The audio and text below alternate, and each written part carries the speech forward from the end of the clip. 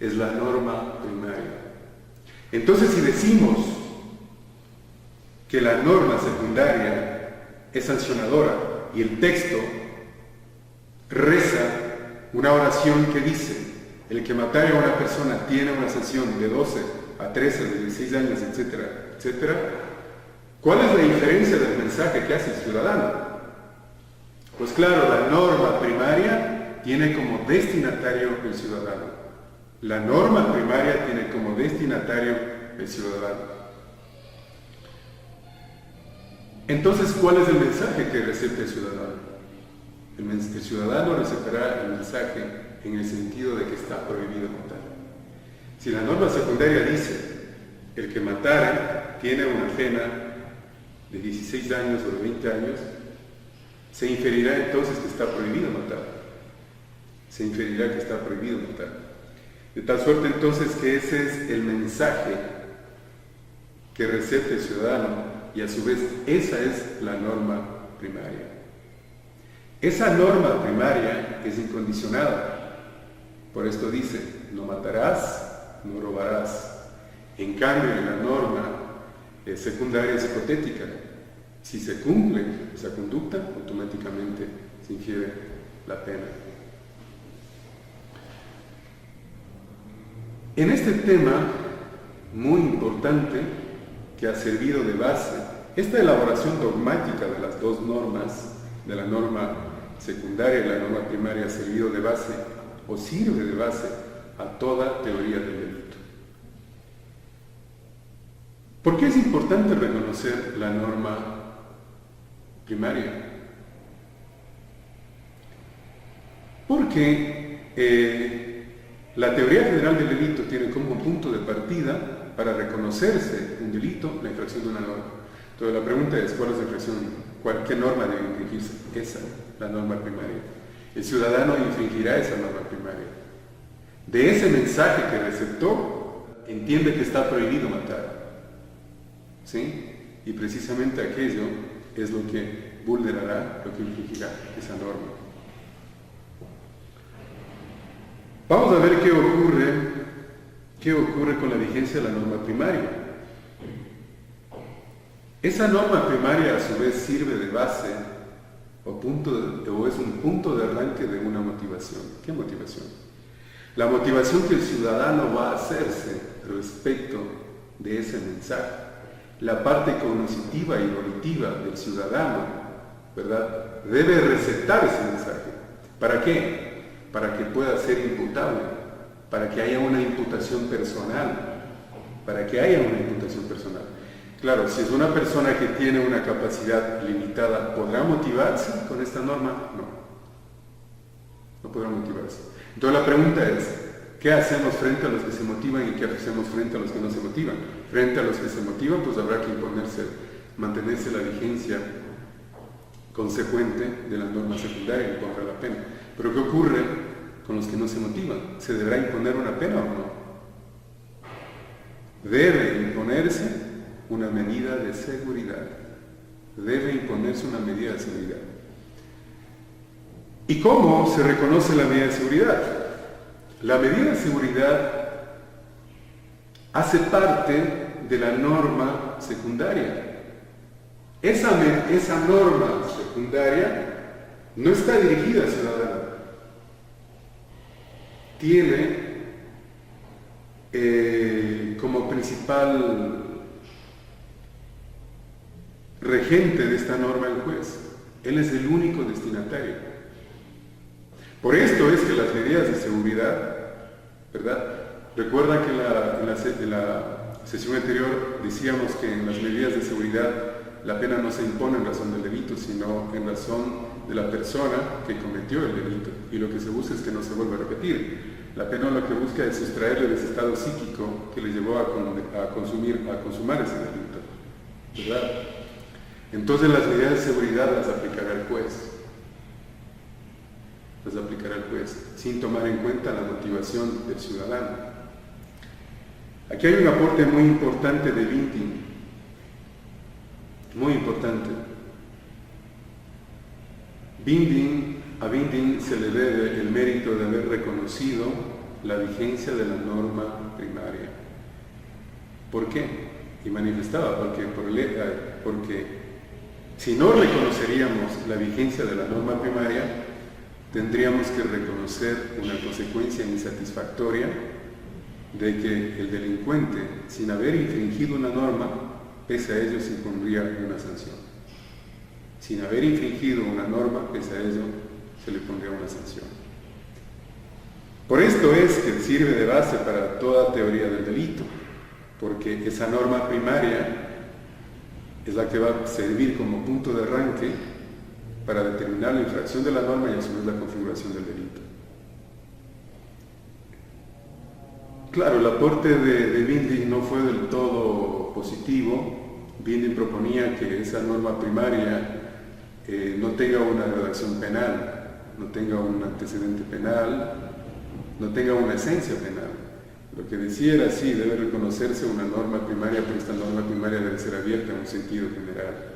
Claro, esto fue rechazado inmediatamente porque si llegáramos a reconocer de que el derecho penal el derecho penal no se basaría en la infracción de la norma para proceder a sancionar delitos, claro, ya diríamos que no está sancionando delitos y estaríamos hablando de un derecho penal meramente sancionador, un derecho penal meramente sancionador, que nos concierne tratar en el desarrollo del derecho penal en la parte general, de todo lo que tiene que ver con la estructura dogmática, conceptual, desde la estructura de la norma mismo, pese a que por repetida ocasión ya no hemos tratado la estructura de la norma. Lo único que quedaría por sumar hacia la estructura de las normas penales, porque debe quedar claro que la estructura de la norma penal está basada en esta norma con estructura de regla que tiene un supuesto de hecho y una consecuencia jurídica. Pero claro, el supuesto de hecho y la consecuencia jurídica en la norma primaria está claramente determinado. Es la conducta que hace parte del cerebro rector y esa conducta que luego deberá subsumirse. Esa conducta sí hace parte de un nomen juris. Esa conducta sí tiene un nombre que le ha designado el legislador, como el homicidio, el robo, el hurto, etcétera, etcétera. Esa sí hace parte de un nomen juris. Y entonces es el supuesto de hecho la consecuencia jurídica. La consecuencia jurídica en la imposición de la pena, esta deberá estar sujeta al principio de proporcionalidad, que hace parte del principio de legalidad, etcétera, etcétera. Pero lo que nos falta dejar en claro respecto de esta estructura de norma es cuál es el supuesto de hecho y cuál es la consecuencia jurídica en la norma primaria. Esto es importante. ¿Cuál será el supuesto de hecho en la norma primaria y cuál la consecuencia jurídica en esa norma? Si hemos dicho que la norma primaria se infiere de la secundaria, si hemos dicho que cuando por un lado la norma secundaria prohíbe matar, mejor dicho sanciona, lo correcto es entender que la norma secundaria sanciona, por eso se reconoce como una norma sancionadora.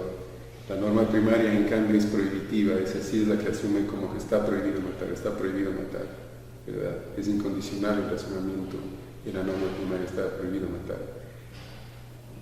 Entonces, hay unas valoraciones jurídicas ahí, que las analizaremos cuando hablamos de las normas de determinación y normas de valoración. ¿Cómo podría designarse o delimitarse el supuesto de hecho en la norma primaria y la consecuencia jurídica? Si entiende que está prohibido matar. El supuesto de hecho está reconocido en la posibilidad física de irrogar ese delito. Vamos a ver cómo el derecho penal lo que hace es tipificar conductas evitables, conductas que se pueden evitar, ¿verdad? Está sujeto al libre albedrío, si cabe el término, del ciudadano, matar o no matar. Pero claro, para reconocer esa posibilidad de matar, debe existir la posibilidad de matar, una posibilidad física. Y debe el potencial delincuente o el potencial sujeto activo estar en esa capacidad. Como decíamos, la parte cognitiva debe estar apta para motivarse a la norma primaria y poder cometer ese delito. Entonces, el supuesto de hecho estará en esa posibilidad física de poder cometer el delito.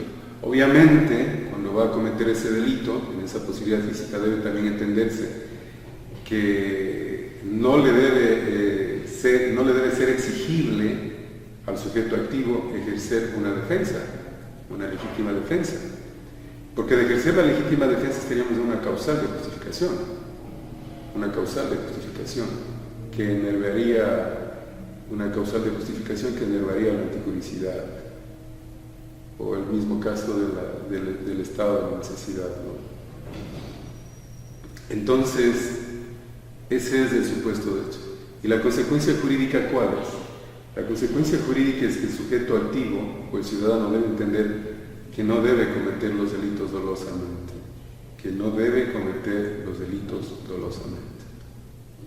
No olvidemos que cuando se dice que no debe cometer los delitos dolosamente, no significa que está dejando de lado los delitos imprudentes.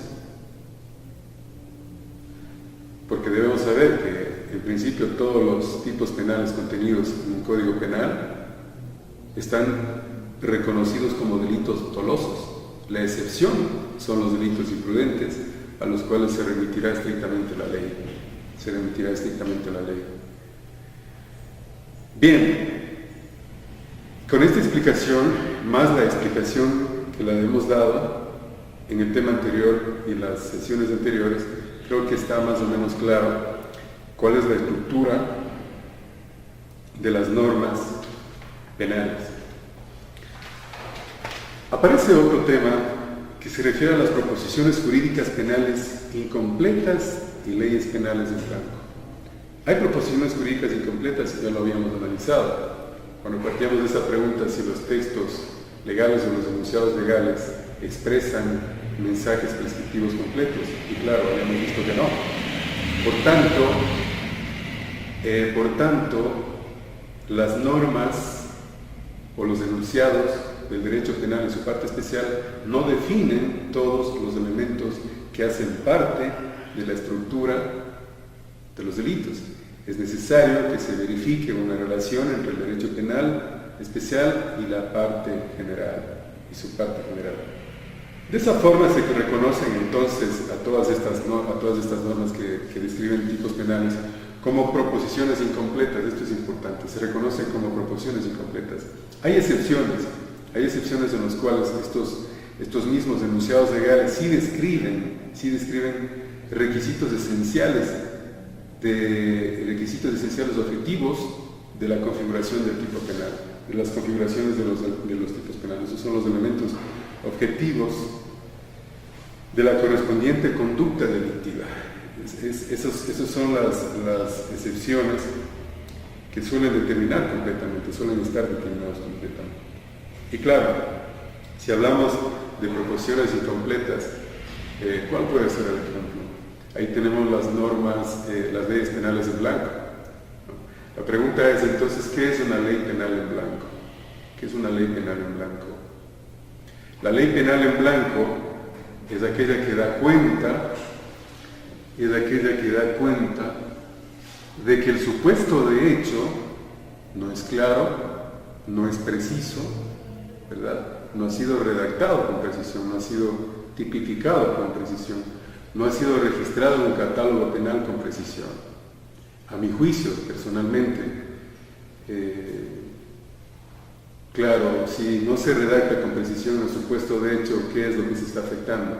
Se está afectando esas exigencias de determinación que decíamos que hicieran la materialidad del principio de legalidad. Hay muchos tratadistas que defienden a la determinación no como una exigencia material del principio de legalidad.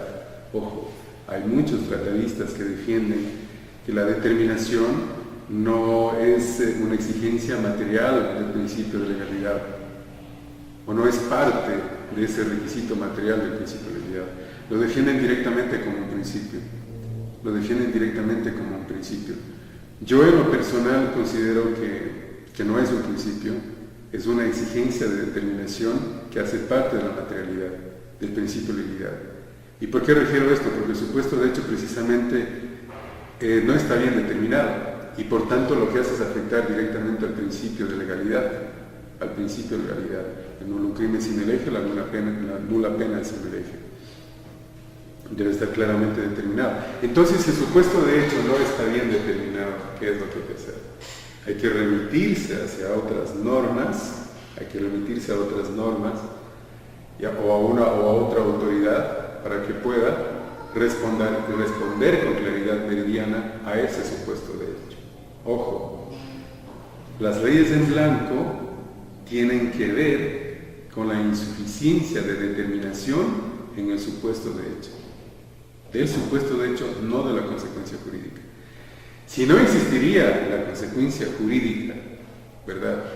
Y tampoco el supuesto de hecho, no estamos dentro del derecho a las normas jurídico-penales. Seguramente ninguna norma y ningún concierto legal reconocido como tal